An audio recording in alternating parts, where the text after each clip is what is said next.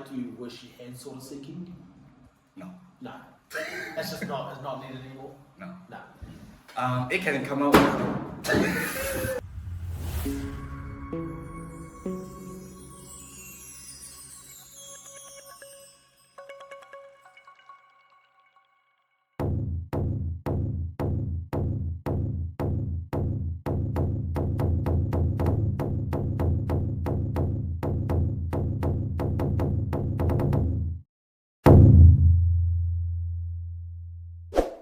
We're here for a Grand Crusaders video. Let's do it. We've got Wilson. We've got first ever world champion, boys.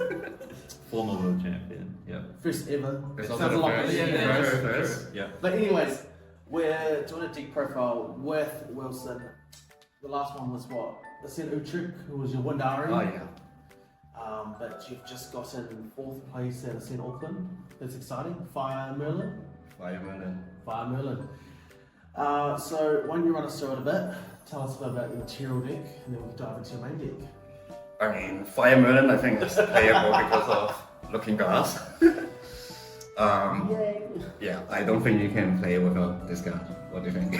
Yeah, I agree too. Like the amount of pressure that comes from Looking Glass really helps. Yeah, because instead of bringing the sort of seeking and stuff, you're bringing out sort of shadows and inner sword, which is literally 2 attack. Are you ever feeling like you wish you had sort of seeking? No. No. That's just not, it's not needed anymore? No. No. It can come out. We're ignoring it. It's staying on the ground. So it's going to continue? Yeah. We're going. Yeah, so I'm just gonna take So we were just talking about sort of seeking. To be honest, when we first tried this deck, and even some of the Ascent regionals and stuff in the past, like not the recent ones, like some of the early ones, they play sort of seeking over sort of shadow still. But I think the consensus is sort of shadow is way better. Like it's as most of the time it's a 2/2, and you bring out for free. And I like if you play Merlin correctly, you'll never get to a point where you need to bring it out late game anyway. Like you may put back your Looking Glass, but then at that point, like you're always going to bring out Drum Blade. You're not going to bring out the other sword, anyways. If you play incorrectly, then you're not going to play anyways. So. Did you ever miss your Looking Glass pre-game action? No. Ah, well there you go. So at regionals, I have. I think I don't know. I forgot. But I said you just give it a habit to live it out, and never in my material deck is that way. We just always face up. So if you live it, you can't forget. It's true. Yeah. So what else we got in the material deck? We got your Main big thing is because we don't play Grand Crusaders ring because you can run really we can't cheat. So backup charger is probably what we run as a draw power. Me and Glenn did talk about potentially cutting it, but sometimes you have you've seen on some of my stream match, sometimes you just break and then you start with backup charger 10-1, like you can't really level up and stuff. You need the draw in the deck. There's also like times where we go for our main line, like to start off was like 3 of Hearts, discard a Liminal, etc. Then play a Cheshire Cat. But then you still got 3 cards in hand. You can go for the backup charger at that point to then get the extra draw. Yeah. Still keep that pressure going. Yeah. And also when you're in Merlin to controlling the game, you can go to Merlin free yet. Yeah. Backup charger is probably one of the stuff you bring out because you can't bring out Drum Blade. You can. It's class bonus. Yeah. So that's and then you play the 4 champions, the Fire Spirit that I just won yesterday. The Loring level 1, the CUR pull from pull in New Zealand. What a flex. Actually pull in Merlin 10. Steve got it at the start, and then just Merlin 2 and 3. 3B. Yeah, so as Merlin, so you play the Merlin lineage. Loring is still the best because you bring out 3 weapons, so you just have 2 metallization in one turn. And then we play the 4 swords. Yeah. So obviously the Prismatic Age, which is pretty standard. Drum Blade pretty standard. Draw. Yeah.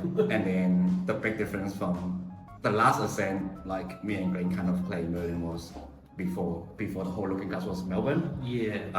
We actually played 4 sword at that event as well. We played Sword of Seeking, which is now Sword of Shadows, and we play Sword. we play Ball Sword, which is Yeah. literally a new sword, But better. but better. In a sword, you don't have to pay every attack. Yeah, It's great. because we were at a format of water allies, so we need the extra damage from the bow sword. But now you get two damage sword, and with Chichao Cat you buff it to 4, so you have like really good aggro push. Like I think some games you just win the game on level 1 Marine. Yeah. Like, the biggest thing people will question is why don't we run Majestic Spirit? So the last 2 slots is we run both Terraforming and Safeguard. Terraforming is probably no-brainer in this format. Yeah. Safeguard is probably the one that people play Majestic Spirit slot in. Yeah. So when me and Glenn talk about we want to add Majestic Spirit, so the only 2 cards we can take out is like Backup Charger and Safeguard, and obviously we need the Backup Charger. Just from New Zealand regionals and stuff, like Safeguard actually won us like game 1 a lot. Yeah. Just because like this fractals, we don't see fractals at Ascent.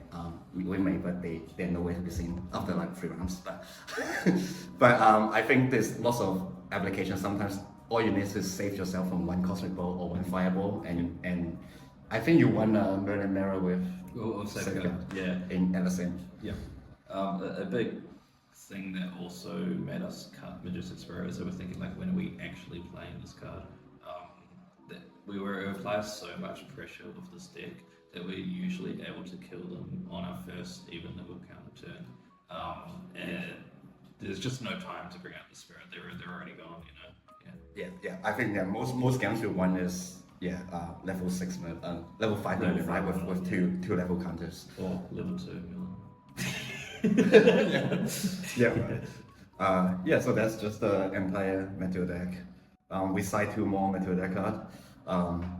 It's Nullifying Mirror and Nullifying Lantern, the 2 Nullifying. I think Lantern is pretty no-brainer in this format with all the aggro and stuff. And obviously, if we play Majestic Spirit, then obviously we'll be pushing Safeguard to the side, and this will be not in it. But I think this have also won us games. With all the wind playing around as well. You stop there in Veil, you stop there Burning Breeze. You just have to be careful about this too though, because obviously this stop your own cross side. And this stop your own Ascension. But most of the time, if you play this, you usually win anyway. So that's like all the and that's why we don't have space for Majestic Spirit. It's like we feel like every single defensive regalia is needed for both main and side. Interesting. Yeah, I definitely thought I would run Majestic Spirit, but apparently not. I mean, I think I am the best performing Merlin player in a sense, so I think it justifies it for now, at least. For now. Awesome. Well, let's break into the main deck. Okay, main deck is we'll go really quick, we don't want the video to be too long on this one. It's a level 3 deck, so 4 Dungeon Guide. Understandable. We play 8 guides, right? So 4 Luminal Guide. That's another card that makes that really strong. It's literally a floating with a body, like because you get your advantage. Everyone's favorite floating Shieldmate. Most I play 4 of those. I think that's the difference between me and Glenn. I play 2 Library Witch, and I think that's the only difference in our main deck.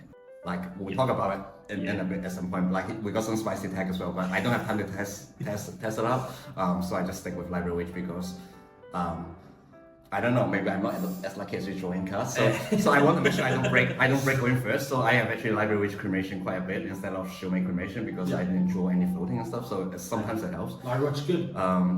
It's just a +1 early on. But it takes you as well if you need to. And then probably one of the, I wouldn't say full MVP, but one of the really strong cards is Chichao Cat. We play 3 copies of it. I think in this deck you don't need 4 copies because late game Pendragon is way better than this card, obviously.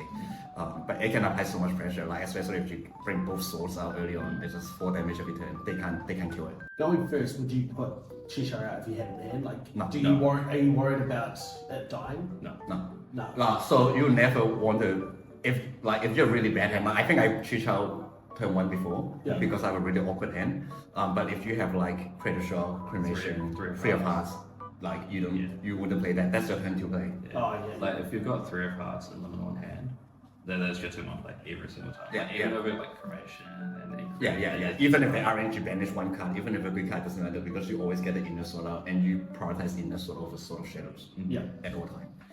So yeah, really, yeah, I think this card deserves to be on category 1 watch list. That's my opinion, but I think it's busted with Looking Glass at the moment. It's just not Merlin, right? It's just any Looking Glass that can just play this. Yeah. And the second effect is busted for Wind Waker, right? Yeah. I think that is the next card is where me and Glenn play very differently from most Merlin. It's 3 Sudden Steel. So people who know us back in the first Worlds, we Sudden Steel never won the rain at Worlds, on stream. And ever since then, I think most lists play 2, right? But I think if you think about in Merlin these days, Fireball and Sudden Steel is your kill turn. And if you're winning on your even counter, so your Fireball is coming for 6 most of the time. Sudden Steel is a free card, like not free card, but you pay 1 cost most of the time and do 5 damage plus. It's actually 7, right? If you're on even counter, it's 7. Plus any of your purple sword is 9. Prismatic Age is 10. So you literally like if you're on a odd counter with 3 level counter, it's a free cast 10 like 7 or 8 damage depending on what sword you run with, and it's just a quick game ender. And sometimes we surprise people and just end it on level 1 because they wasn't expecting. We're like, oh, your champion have 20 health, for example. You're taking 13 damage from all the early pressure with Chichao Cat and 3 of Hearts and stuff, and you just go Sudden Steel for game. They're like, oh. Okay. Pay 5. Sudden Steel to in it. Yeah. So it's really strong. And I think this increased the consistency of drawing a lot. Definitely. And if we're multiple, even if we bench one, it doesn't feel bad. Yeah. Sounds still good. I think it's literally one of the best cards in the deck too for a game ender. Yeah. Like you started. Oh, remember the Dunedin? You weren't at the Dunedin regionals. Remember the Dunedin regionals? Everyone was saying Sudden Steel for 10. Oh, yes. I literally did that like four times on day 1, and then everyone, even at store champs, right? Like people were just randomly saying, "Oh, Sudden Steel for 10." That's the same for that region. So that was pretty cool. Then we won the 1-off turbocharge.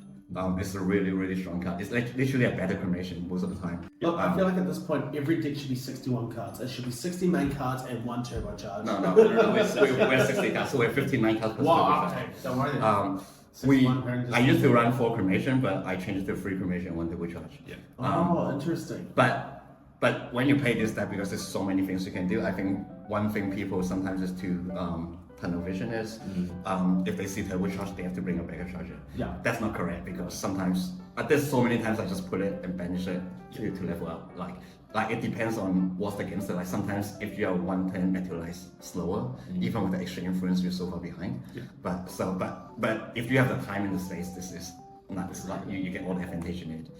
One other change difference is you want 2 Crystallite Destiny. Yeah. Technically my list should be 2 Crystallite Destiny as well, but because I want all the 1-off in my side deck for as you probably heard from stream, like the commentators say, like my whole sideboard is 1-off except for Blanche. So I think 2 Crystallite is the play. Don't play one Crystallite when Resolute. The thing is, Crystallize can block every damage. Like it can stop a big fireball, it can stop a big arcane blast, it can stop like Rending Flames, Sudden Steel, and all that stuff. And Resolute Stand is just for allies, but your deck has so much early ally pressure. Like your board control is usually better than most people. Like you don't need the Resolute Stand. The only good thing about Resolute Stand is just cast for free, but most of the time if you cast for free, you're losing that. You're losing the game anyway. So that's kind of like our 2 defensive cards in our main deck. And then there's Merlin with a whole bunch of floating. Most people play 4 and 9 Dreams. I think 4 and 9 Dreams is still correct because Undying Dream is very strong. You can use it to buff your Liminal Guide, especially when it is when you bring it back. It becomes a free fall for that turn unexpectedly as well. You can just attack on stack and you put a float in the grave. I just like running pretty cards, so I have the 1 fast killer here, but the right choice is for Undying Dreams. I did resolve fast killer like a few times, but I still think Undying Dreams is the right choice. 4 Undying Dreams or 3 Yeah. Undying Dreams and a fast curve. That- Pretty yeah. one. the only real situation is if you're against a deck that doesn't play much ally and your only allies is a Chichao cat, then you can't put a floating grave. But I think the chance is very rare. Oh, I that, forgot that that. never happens. We run like 20 Yeah. allies in Yeah. a day. Yeah. It's, Yes, yeah, it's like it's so low that it doesn't really matter. And sometimes saving your health, like if they try to kill it, like if they go say their favorite thing is attack your hasty, get agility, you're like Undying Dreams. And then they're like they don't get agility, what are they gonna do now? Like yeah, it's very very strong. And then so with all the wind deck coming out, we decide we don't need wind floating anymore. So we run the water floating. Yeah. So I run the water floating. I play Stretch Rise. Don't play that as well. I only play it because against it's SP3 with a Merlin art on it, right? So it's very pretty. Shout out to Sean from Geek Culture for for lending me this. Yeah, I wish I owned them, but I don't.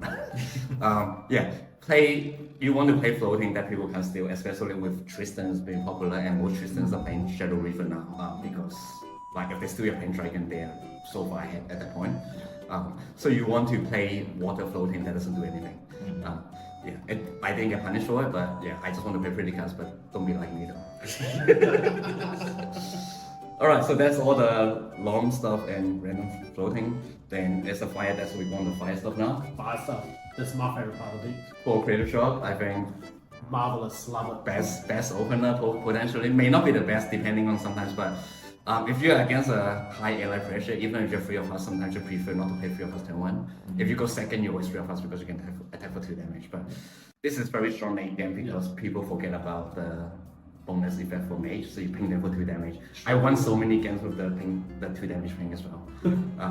So yeah, don't be tunnel vision as well and just keep saying, if you draw a turn 1, you have to just hold on to your hand. Like sometimes depending on matchup, With the pain damage, the moment you've drawn your 2 cards, you just get a 5. They can't respond. Right? So they have to respond before you draw. Yeah. That's so Yeah, good. and sometimes you force a Sideboard, so they got less custody. Yeah, So yeah. that's probably one of the most OP play in that one. They kill, put 3 down, play steady attack, and you're like creative shock. Yeah. I've got to bring it back. I Yeah. can't agility down. So one thing to notice is even though it's a spell, Yeah. it doesn't target.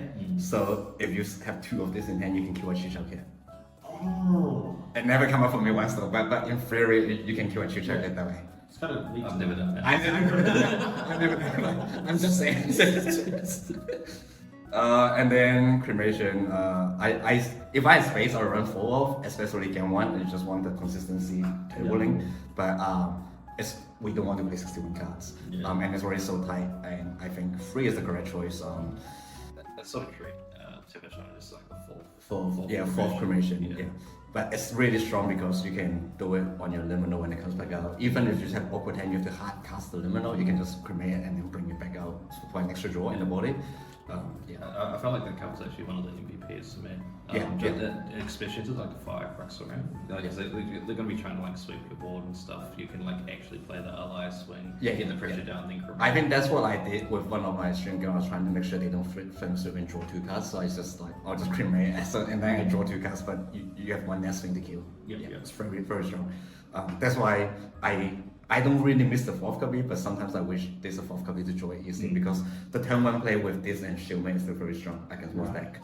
Because that's also guarantee you the 2 cards for Inner Sword as well, which you can get with 3 of us and the flow if you go first. Unless you start with Liminal. Green's favorite card. Fireball. If you need it, it will come to your hand. Nothing much, but it's just this in this format. Most of our five is coming for 4 to 6 damage. Instead of like we're talking about 7, 8, 9 from before. So that's also why we decided not to play Majestic Spirit because it doesn't go that long. You're hoping to end the game when you get to And I think the thought process is, let's say if we end up playing against a Merlin Mirror, even if they manage to get enough resources for Majestic Spirit, by that time you should also have a few Pendragons yourself, and you just kill the Majestic Spirit with Pendragon suddenly, right? Like it won't stick around for 1 turn. If it stick around, like you already lost anyway because that means they have more Pendragons than you if you stick around because they join much more so they can play the Ink Majestic Spirit. So technically they don't even need to kill you with the Majestic Spirit. They could you can just Another thing I found with Fireball is that like there's been times that I've actually just banished it. I actually don't rate it to be as strong as it used to be. The ally pressure that we would get like from like, all the allies and then like even Pendragon just regrouping the hand is so much more valuable right now. Yeah, and you see some of the newer players who jump into the game when they see Merlin. If they want to bring out a defensive regalia, they bring like it's just on their mind. They bring out Safeguard first, and every time I see them, I'm like, cool. Like, yeah, I was like, that's so much worse for you than Terrapin is much worse for us these days. Right. Like, especially as I say with the allies pressure, with the Purple Sword, with Southern Steel, with Pendragon and stuff. It's actually we do so much more attacking stuff than this. This is just an alternate win condition. Right. And I think we use it to just kill off allies, problematic allies, then go the champion half the time. Now this is the one that we were debating between, because obviously we see the tag, the flame route at the last Ascent in Niagara Falls in Canada. We were just thinking about it, testing on. You did some testing as well. It was okay. Like I think we reduced Ash better. And then at the end we decided to reduce it. Let's say if there's a Chicha cat, if you reduce the Ash on the sword, it's really hard because they can't ascension with our sword, so you put them on the back foot already. If they don't have any attack card on level 3, they can't attack. They will just sit there, right? Like even across Lorraine without an attack card, will just sit there. Across Merlin, will just sit there with our sword unless you have an attack card in your hand. And you stop the ascension as well, and the Chicha cat becomes one attack. Right. If it's a free cost 1 health ally, one attack ally, you just leave it, right? Like it's not a friend or anything. It also has like problematic regalia, like sense as well. Sense is a big one. Like if we do have like float grave and stuff. But the other thing is hitting Terra Free. We can use it quite aggressively. Blow up the Terra Free and then go for a big bullets. And also aggro is more popular these days, right? So you like it can stop like in Hammer. It can stop like the Horn of Fire play. They go like Horn of Fire in the sword or whatever, and then they buff it up, and then they go for big random flame. That's just if you reduce to Ash, you are saving yourself 8 damage. I won run of my game because I reduced to Ash on the sword on a fire aggro. So I think that's we should stick with the. It's just more flexible, and 3 cost fast speed is better than a 5 cost. Because you have to keep your whole hand up there and you couldn't even play pretty short to draw more cards because you just MVP start, but it's pretty shit late game. I don't know. It actually won me a game. Like we played 3 of them for such a long time, and then for this like even the last regional we played 3 of them. We only played 3. And then for Ascent we decided to bump it up to 4 just because we want that. Going first advantage. Like the amount of time I go first and draw hasty and can't do anything. It's kind of, and we're like we'll play 4. I think it's very strong. Very strong. With it being a 3 cost 2/3 as well, it's actually quite hard to clear. Like the opponent has to put quite a lot of effort into it. And we can it always replaces itself. Also, and just treat yourself as a phone and you just got the phone off today. Also, don't be tunnel vision as well. Pro tip. So you play this turn 1. If your opponent can kill it, they will always try to kill it. So when they try to kill it, instead of just let them kill it and let's say draw and discard a card, I play Undying Dreams to protect it. And then your ability hasn't been used, so you can still use it later on in the game, and you still have the flow in your grave. So I did that, comes up, and I think that's why Undying Dreams left 4 copies. And they waste it because then that means turn 2. Obviously you can't bring out Inner Soul, but you bring out Soul of Shadow, which is a 2 attack anyways, and with 3 of us. And I did that to kill an Ascent. So he go windmill, ping for 1, and then he go Ascent, and he said Ascent kill 3 of us. I was like Undying Dreams, and then and his hand's done, right? And the next turn I go, Soul of Shadows, 3 of us, just kill the Ascent. And you're so far ahead at that point, and you still have used the ability. That's crazy.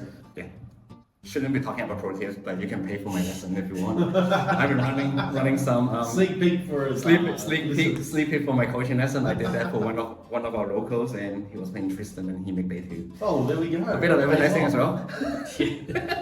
Okay, let's continue the next. Hasty. I think you run 3 copies still, right?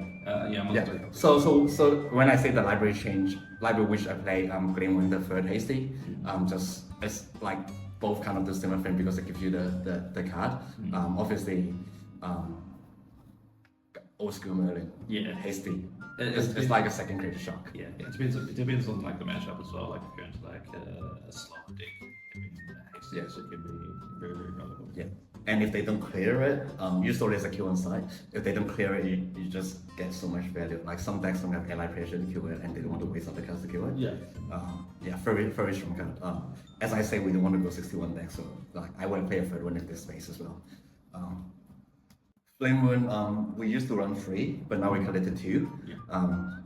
We're just making room for other for other stuff. It's still a 3 cost 2/2. It still applies the pressure. Still floating memory, but we've just got other floating memory. And I think one of my stream game, I think was my Rancho winning in for top 8. Yeah. My hand was really bad game too. Like people was like I break so hard, and then I just play Flame Rune, attack for 2, he kills it, and then but when I get to level 1, it becomes a floating. It just kind of unblock it that way, then you get back your advantage that way. So that's all the fire cards. We play quite a lot of fire compared to some of the previous Merlin build we used, just because of the 4 fast, but you can cut other stuff as well. Which is good because that helps your creative shock as well, help your ascension as well. This moment we didn't fight for ascension sometimes because you use up all your fire cards so much. So Crux, we play 10 cards as well.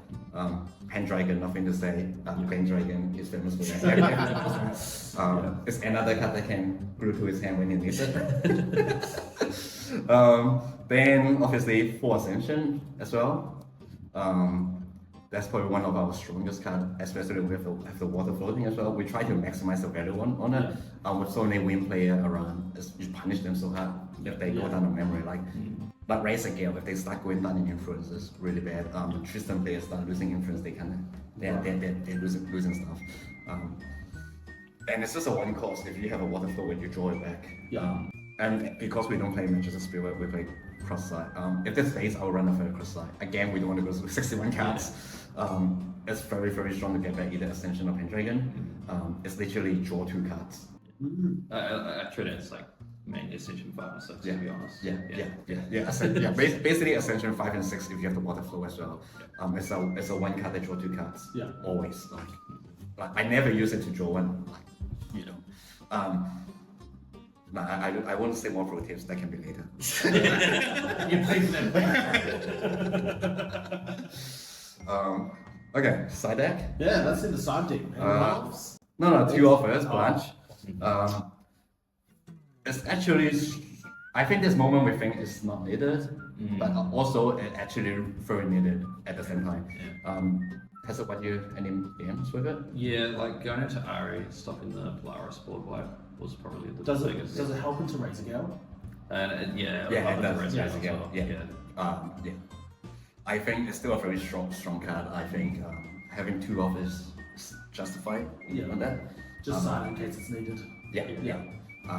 It's not often sided in, but when it's in, it can be very, very, very strong. Yeah. It's also a fast spin ally. Sometimes you just need the P-Rag, you can just go throw it down and then still do more stuff with it.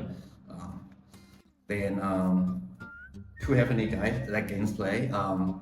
Because my whole deck is foil, I only managed to find 1. So I play So I play 1 Heavenly Guide, 1 Morgan. I'll talk about Morgan first a little bit.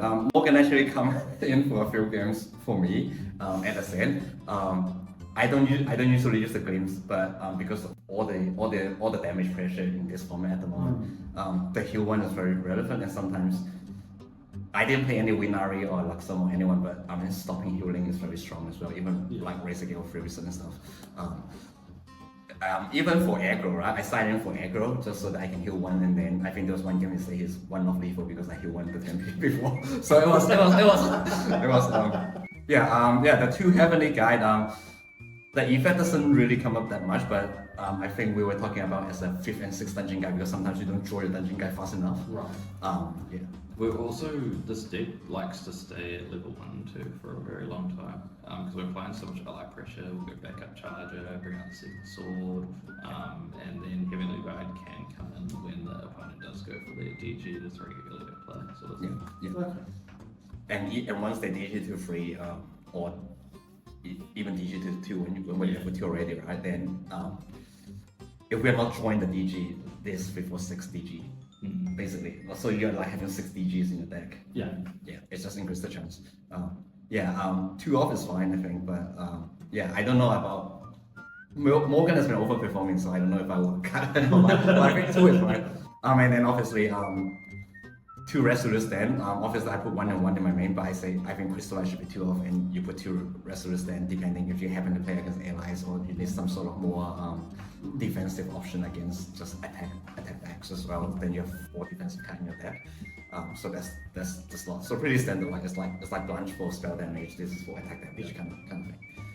The last 3 cards you put were the Yuan Shao. the general. Yeah. Just really strong against Wind Wake Up, but it also pretty strong against some other decks as well, right?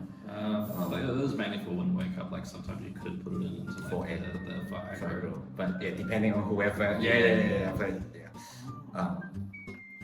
But for me, I was looking for 3 foils, but I only found 1 by accident, so I decided not to play any.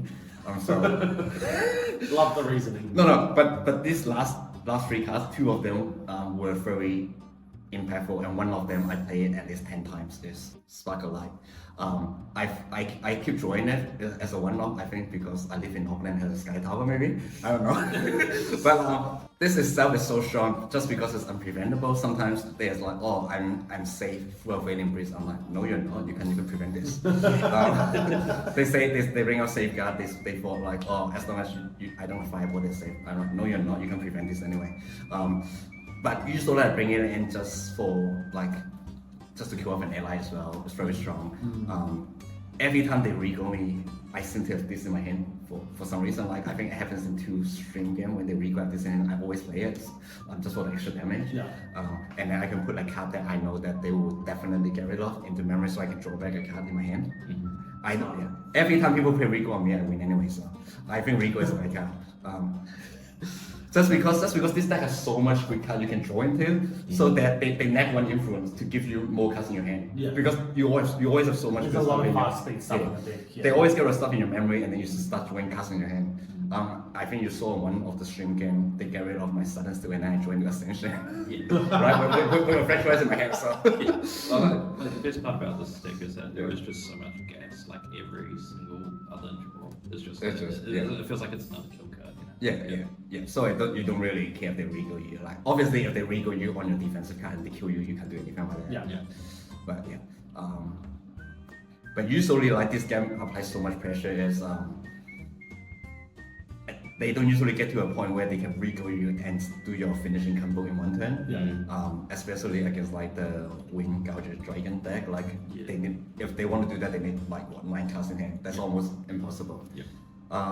I put a third reduce to ash. It's actually really strong. I'm glad I put this in. I don't usually side this in for sensor matchup, but I side it in a lot for luring. For luring just on the weapon. It helps me against the Seal deck in my quarterfinals. Thanks to some pro tip from Glenn before the game. Also thanks to Jason as well, just to telling me how to beat his deck while I'm playing against him as well. Pro tip right there, learn how to kill. Just be friend of everyone, right? They will talk to you. The last card is it's an in and out. Like I've never played this card, not even once in the entire weekend. But I saw it in. Shout out to Perfy as well, who top 8 with Merlin last week, not the week before. Yeah, on the Canada Ascent. It's the one of the copycat thing. So we don't play Majestic Spirit, but technically we can bring out Majestic Spirit with this card. There's some niche situation you can copy their Prismatic Age, but you only result first. But most of the time, this is only for Majestic Spirit. You don't copy anything else. But even for Merlin, I played one Merlin mirror. I didn't side it in anyways. I think it's back up. Don't play it. No, sorry, perfect. It's bad. I put it in because you put it in, but I never use it. So that's like That's the entire deck. yeah. Very interesting to get an insight to your deck. What I gathered from it was don't play your cards. Every like third card was don't play this, but I did because it's shiny. Play or clean play. Yeah. But no, definitely something to look forward to with Aki just around the corner. Yeah. We're all going, so it's very Yeah. exciting. Maybe Merlin tops that, who knows? But this is definitely a potential for. Are we playing Merlin? Maybe. Maybe. Yeah. But the potential for anyone to look at your deck and go, let's all play Merlin.